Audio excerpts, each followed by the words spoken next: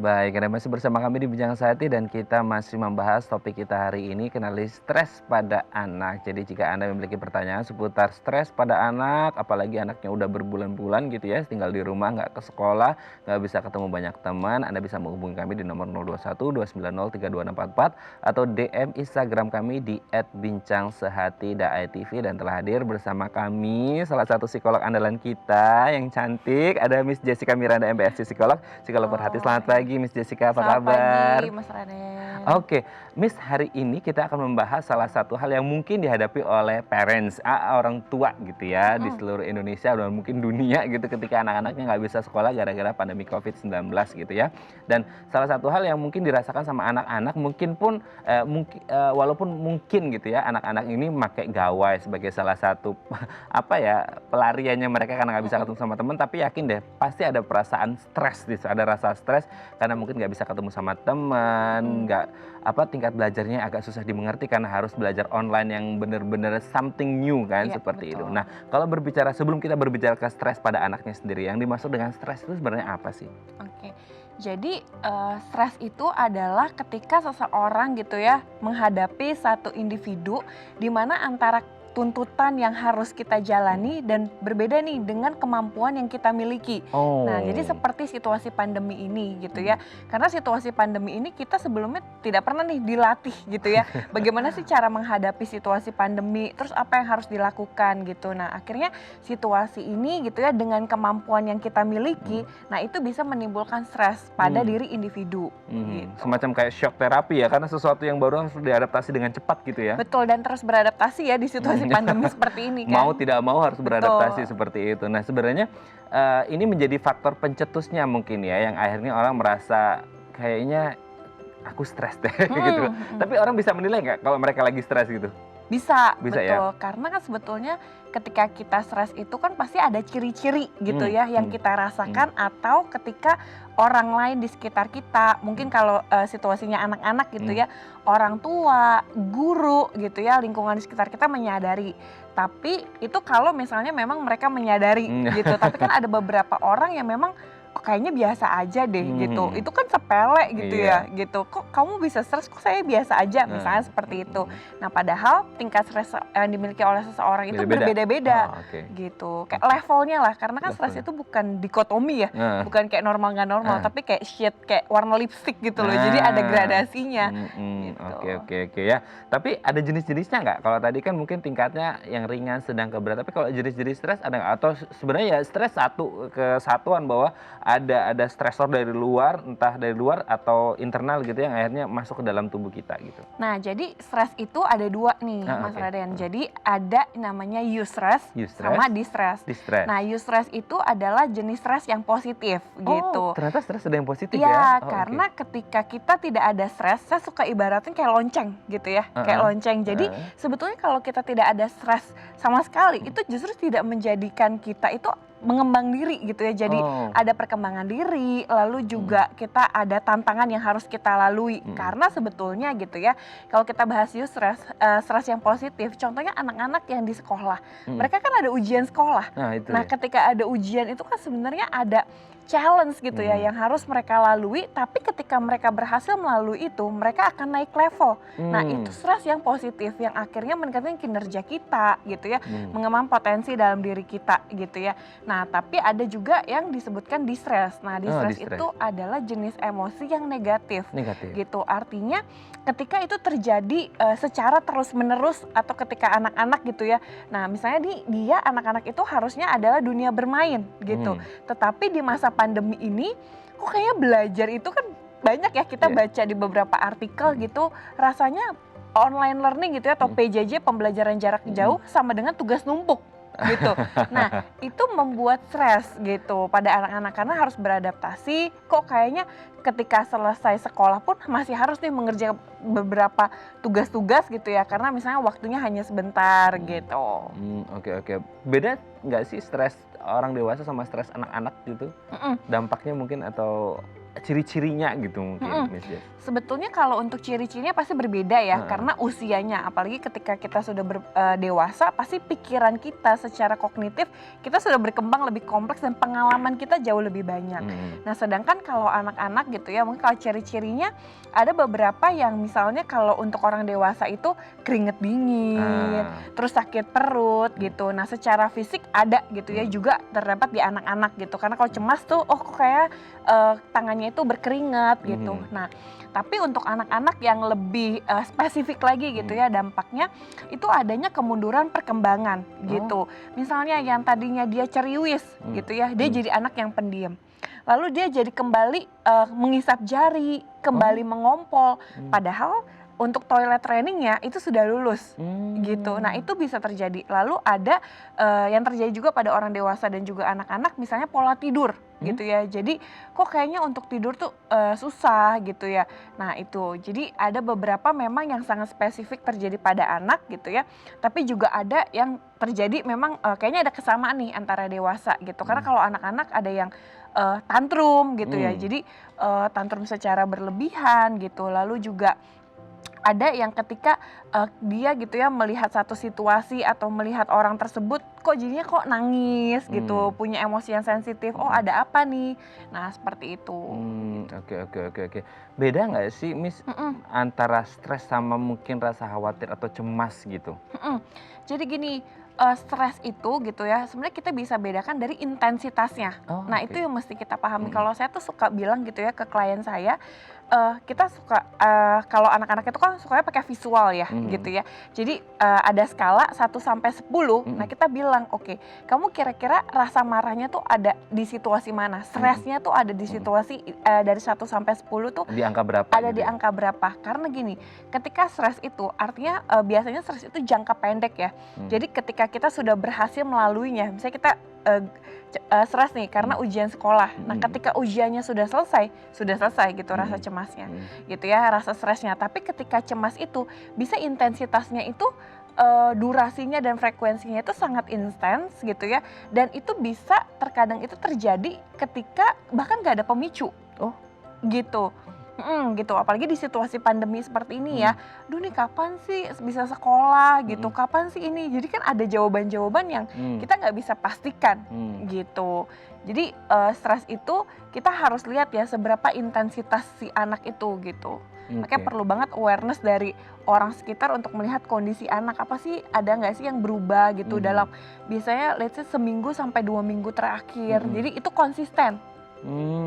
Oke. Berarti ini menjadi kayak tugas atau PR orang tua dong atau keluarga untuk kemudian mengenali kira-kira si anak ini stres atau enggak gitu ya? Betul gitu, karena pasti ada perubahan-perubahan. Karena seperti klien saya yang tadinya udah nggak bermain seperti biasanya, akhirnya dia jadi ngisap jari, terus jadi nggak tahu cara bermain tuh gimana gitu. Tapi beda-beda nggak sih Mas? Misalnya mungkin isap jari atau toilet trainingnya jadi kacau seperti itu. Ada hal-hal lain mungkin yang noticeable gitu yang mungkin bisa dilihat banget, atau itu memang tanda umumnya seperti itu atau beda-beda tergantung si anaknya sendiri atau gimana? Untuk beda-bedanya itu tergantung dari usia masalah yang gitu. Karena kan sebenarnya range anak-anak ini kan juga usianya kita nggak bisa samain ya, misalnya anak usia dini dengan anak-anak yang udah usianya 7 sampai 12 tahun. Pasti kan berbeda gitu. Mungkin jadi jempol juga. betul gitu. Itu sangat jauh. Jadi sebetulnya kayak kalau memang dia sudah cukup jauh gitu ya dari milestone perkembangannya, nah itu menurut saya udah sinyal sih kayak kita nih harus pergi ke profesional. Kayak kenapa ya gitu, apakah memang karena pandemi atau karena situasi yang lain gitu. Itu jadi kalau memang 0 sampai 6 tahun itu ya seperti yang tadi saya sudah jelaskan, ada tantrum gitu ya, terus ada kemunduran perkembangan gitu. Namun ketika usianya sudah 7 tahun sampai 13 tahun itu ada kayak misalnya sulit berkonsentrasi gitu, terus juga jadi lebih sensitif perasaannya gitu. Lalu nanti kalau udah usianya sampai 17 tahun, misalnya 14 sampai 17 tahun, udah ada tuh perilaku-perilaku yang membahayakan diri gitu, seperti misalnya mogok sekolah, mogok makan gitu.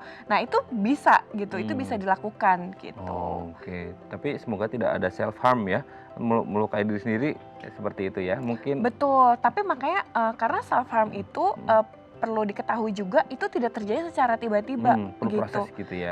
Jadi misalnya awalnya kok kayaknya lelah banget ya hidup kayak gini. Nah itu sebenarnya dari kita omongan yang seperti itu. Nah terkadang tuh kita misalnya ngomong ke dalam lingkungan kita dan lain sebagainya, ngomong ke orang tua, itu kita mesti sadar masalah dan kok dia berpikir seperti ini ya, kayak ingin meninggalkan gitu. Karena self harm itu udah cukup jauh ya sebetulnya ya, karena udah ingin memberikan aksi. Suicidal action itu udah. Betul, Nah, berarti betul. memang PR orang tua banyak nih. Faktor ekonomi iya, kesehatan fisik iya, kesehatan mental anak juga iya ya Betul, selama pandemi betul. ini. Oke, Miss, nanti kita akan lanjut lagi ngobrol. Bagi Anda pemirsa yang memiliki pertanyaan, Anda bisa menghubungi kami di nomor 021 290 3264 atau DM Instagram kami di @bincangsaati.tv. Kami akan segera kembali.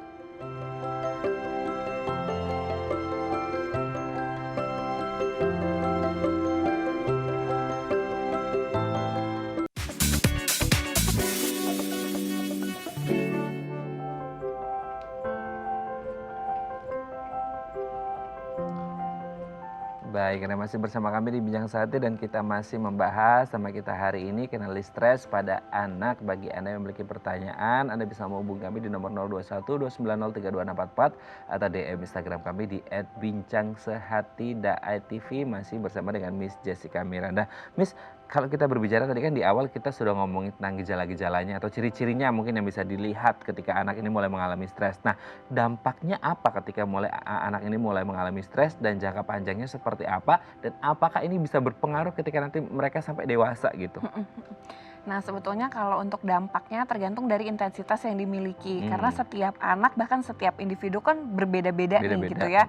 Itu mungkin aja kalau stres menurut saya kita hanya di skala misalnya 3. Tapi ada yang mungkin individu yang lain sangat intens bahkan di skala 8 sampai 10. Nah, itu sangat berbeda-beda. Jadi penanganannya pun berbeda-beda. Nah, tapi akan berdampak gitu ya ke area mana aja dalam perkembangan, menurut saya itu akan berdampak ke seluruh aspek kehidupan gitu. Kayak seperti fisik, misalnya akan berkeringat dingin gitu, perutnya akan sakit perut, terus juga badan juga jadi tegang, misalnya seperti itu. Lalu juga dari aspeknya sosial gitu ya, jadi mengganggu sosialisasi dia gitu. Terus jadi ketika kemana-mana kok rasanya takut gitu ya, takut sendiri. Jadi harus ada orang tua yang menemani seperti itu. Lalu juga dari pengembangan diri dan akhirnya kan aspeknya juga ke arah kognisi ya, waktu dia di akademik. Nah, itu pasti akan berpengaruh gitu.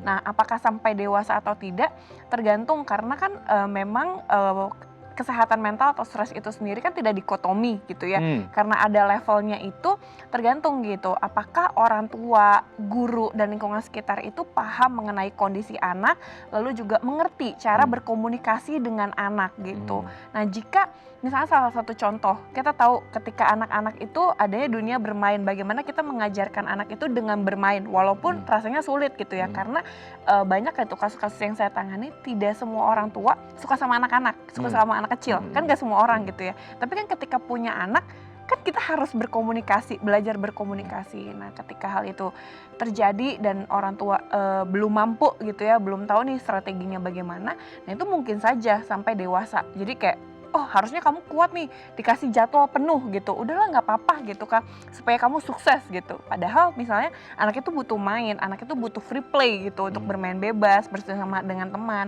Nah itu, jadi tergantung ya. Tergantung dari kondisi si anak sendiri ya, dan faktor lingkungan sekitarnya juga mungkin yang mendukung. Oke, Miss, sebelum lanjut ini ada DM Instagram dari pemirsa Bincang Saati, kita baca terlebih dahulu. Dari @Sintawahyuni, anak saya ini dulunya periang, tapi karena pernah dinakalin sama temennya, akhirnya dia nggak mau main keluar rumah lagi. Saya takut dia bosen dan malah bisa stres karena cuma main sendirian ya dalam rumah gitu ya. Terus harus gimana nih? Gimana Ibu Sinta? Gimana nih, Miss? Yang pertama saya mau tanya anaknya dulu usianya berapa gitu ya. Misalnya memang anaknya sudah mengerti gitu ya, usianya usia SD, pokoknya usia-usia yang memang kita sudah paham, kita bisa memvalidasi emosinya gitu. Nakal nih gitu. Nah, untuk anak-anak sendiri, nakal itu kan jangan memakai pikiran kita sebagai orang dewasa nih. Nakalnya versi dewasa ya. Iya gitu, nakalnya apa? Nature-nya anak-anak betul, mungkin. nah kita mesti tanyakan gitu, nakal itu apa sih yang dilakukan gitu. Nah nanti dia jelaskan, oke jadi kamu merasa sedih ya. Jadi sebenarnya kalau buat sama anak-anak itu, kita tuh kebanyakan untuk mirroring.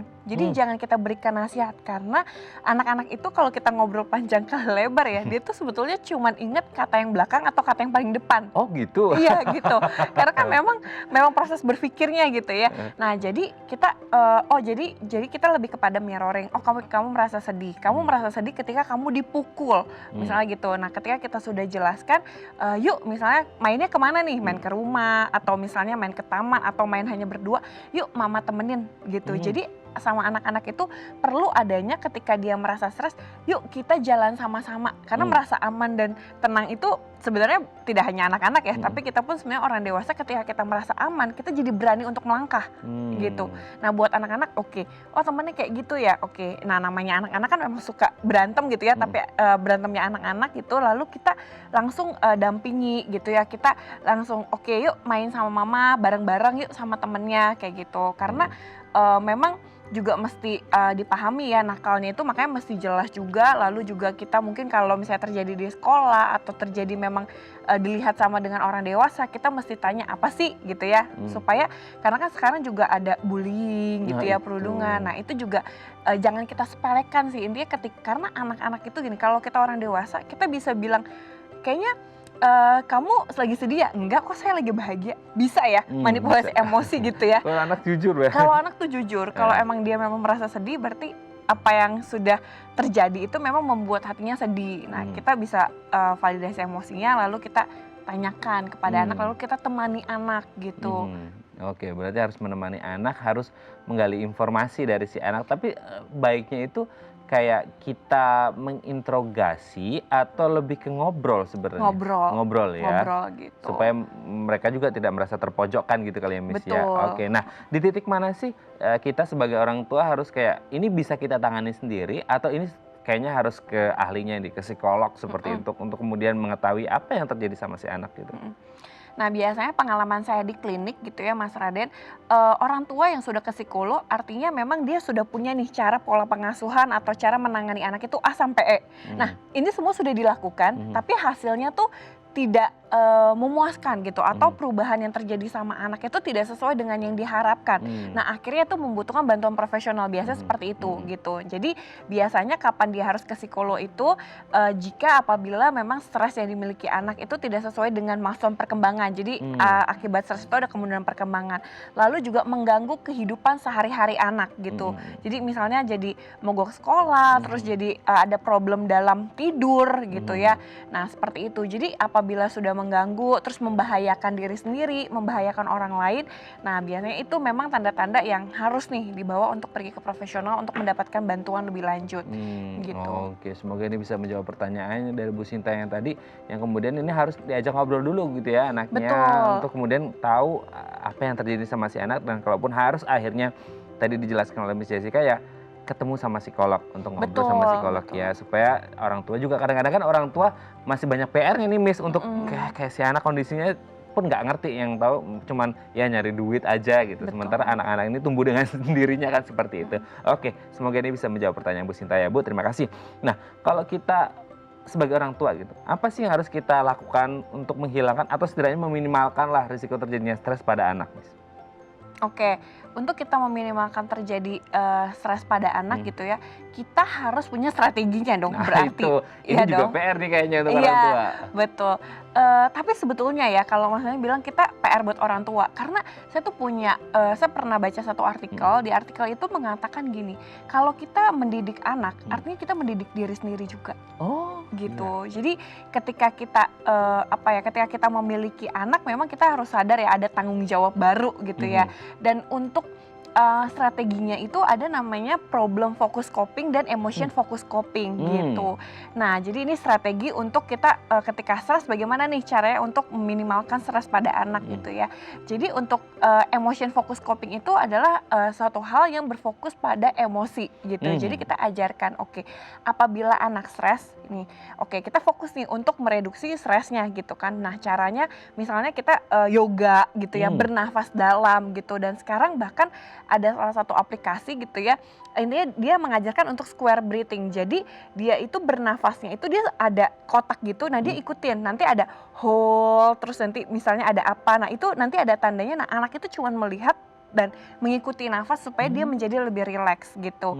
Nah lalu selain itu bermain bubble gitu, merobek kertas. Jadi aktivitas-aktivitas yang memang itu aman gitu ya, tapi mengeluarkan stres pada diri gitu ya. Misalnya untuk mengekep untuk bantal gitu ya, memeluk bantal, terus atau misalnya dia nonjok-nonjok kasur. Jadi memang dia mengeluarkan energinya tapi dengan secara positif. Mengeluarkan emosinya gitu tapi secara positif ya. Betul. Nah yang kedua adalah problem focus coping. Nah kalau problem focus coping kan kita penuhi gitu ya strateginya, tapi secara kita gimana nih gitu ya, secara perilaku apa yang harus kita lakukan. Nah biasanya untuk orang tua gitu ya, kita berikan jadwal gitu, kita berikan rutinitas, kita berikan kita buat kesepakatan pada anak gitu. Misalnya tadi gitu ya, ketika masa pandemi kan kita jadi sering memakai gawai gitu, karena itu ketika anak gak bisa bermain dengan teman-temannya, akhirnya hanya bermain nih full di gawainya gitu kan.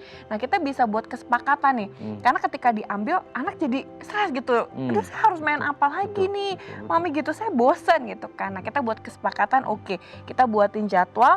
Nah misalnya anaknya sudah kayak usia 7 tahun ke atas gitu ya, nah kita sama-sama bareng-bareng buat jadwalnya. Kamu sekolah dari jam segini ya. Oh berarti anak dilibatkan ya? Perlu, betul. Jadi kalau misalnya memang anak-anaknya itu masih usia dini gitu ya, kita mungkin banyak peran orang tua, tapi memang ketika 7 tahun ke atas gitu ya, kita sama-sama gitu ya. Jadi ada peran orang tua, tapi anak juga diikut sertakan. Jadi anak itu merasa bahwa ini tuh tidak hanya aturan yang diberikan dari orang tua, tanggung jawab pribadi. Betul, tapi saya juga menyepakati nih, misalnya kamu ininya main gamesnya misalnya hanya 1 jam, tapi gimana nih cara tahu supaya 1 jam gitu ya? Karena kadang kan anak-anak, tadi kan saya cuma 5 menit nih, mami kurang 5 menit lagi. Nah misalnya kita pakai timer ya.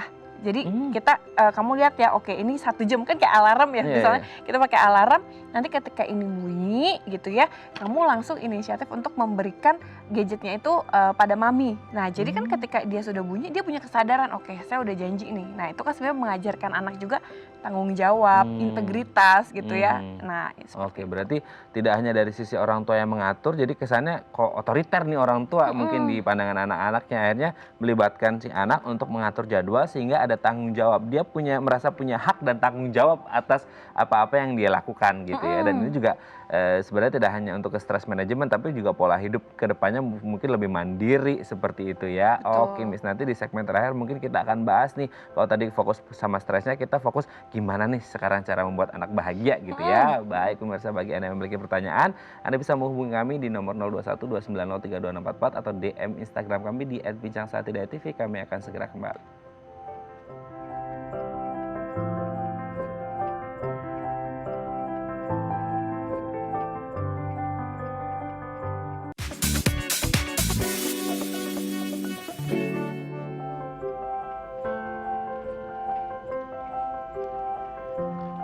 Baik, Anda masih bersama kami di Bincang Saati dan kita masih membahas tema kita hari ini, kenali stres pada anak, masih bersama dengan Miss Jessica Miranda, MPASI Psikolog. Miss, di segmen terakhir ini kita akan membahas beberapa tips yang bisa kita lakukan supaya anak ini bahagia gitu ya. Kita lihat yang pertama. Bangun suasana positif. Nah ini juga PR untuk si orang tua gitu ya. Selain harus memahami kondisi psikologis si anak, juga harus membangun suasana positif. Dan tidak mudah pula ketika harus membangun suasana positif di masa pandemi seperti sekarang ini, di mana stresornya banyak. Gimana nih?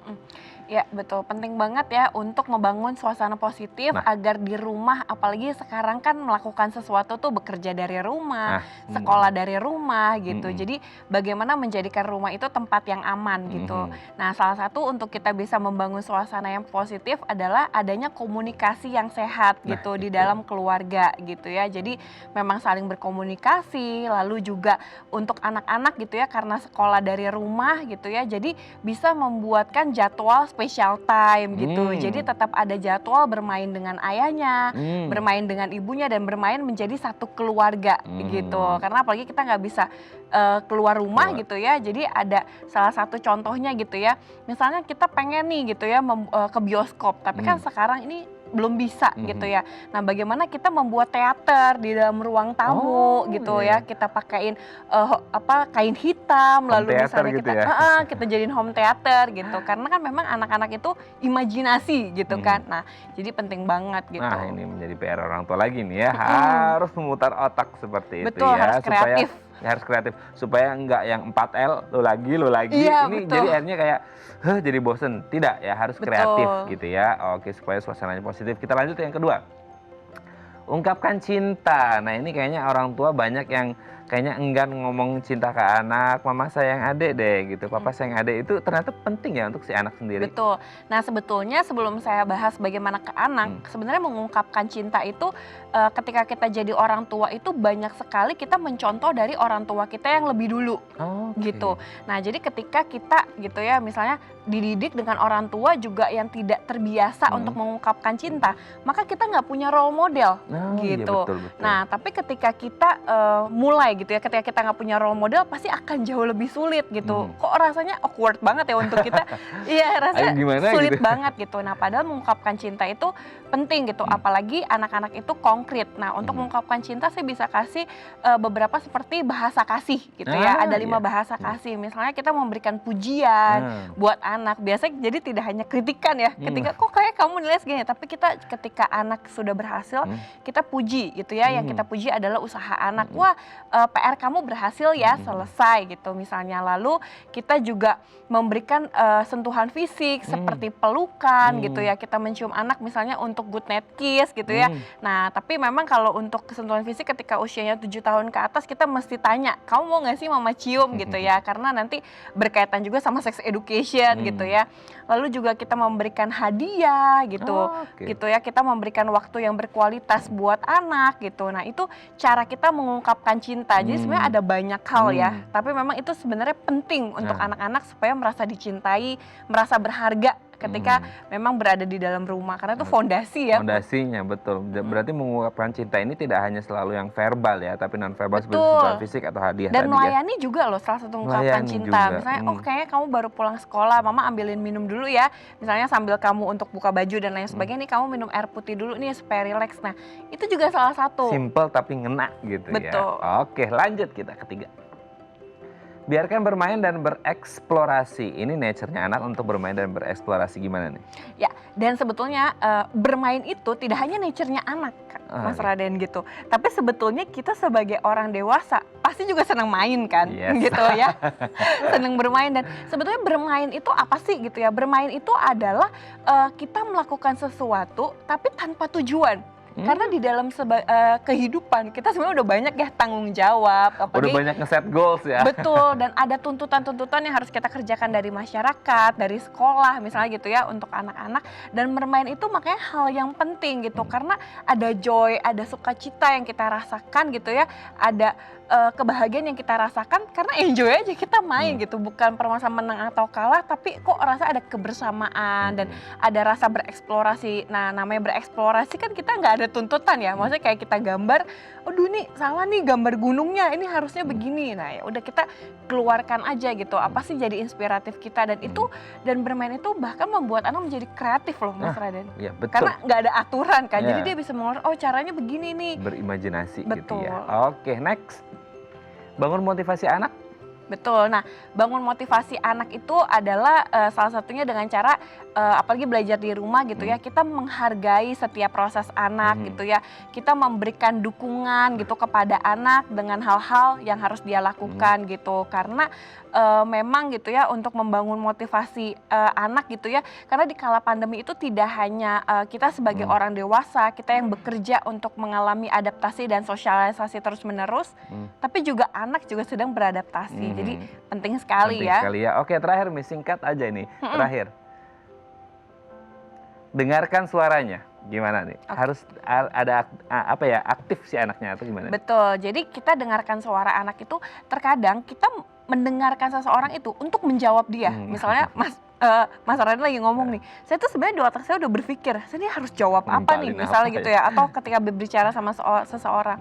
Nah, seharusnya ketika kita mendengar suaranya, ketika anak berbicara, yuk kita sama-sama pahami sebetulnya dari kata-kata yang keluarkan, dari kata-kata yang si anak keluarkan ada emosi apa sih gitu. Karena kan sebetulnya kalau kita hanya dengar kata-katanya, kadang ada maksud sebetulnya tujuan si anak itu memberitahukan kepada orang tuanya. Nah, itu jadi bukan hanya pada fokus pemberi pesan, tapi juga Oke. penerima pesan. Berarti orang tua memang harus ekstra untuk memahami si anak ya. Baik, terima kasih Miss Jessica hari ini Sama-sama, sudah hadir di Mas Bincang Roni. Sehati. Doakan semoga pandemi ini segera usai dan kita semua Amin. bahagia gitu ya. Sehat-sehat terus Miss Ya, dan terima salam kasih. untuk keluarga di rumah. Baik pemirsa, bagi Anda yang memiliki kritik dan saran, Anda bisa menghubungi kami di nomor 0889 8100 5000 atau Anda bisa follow media sosial kami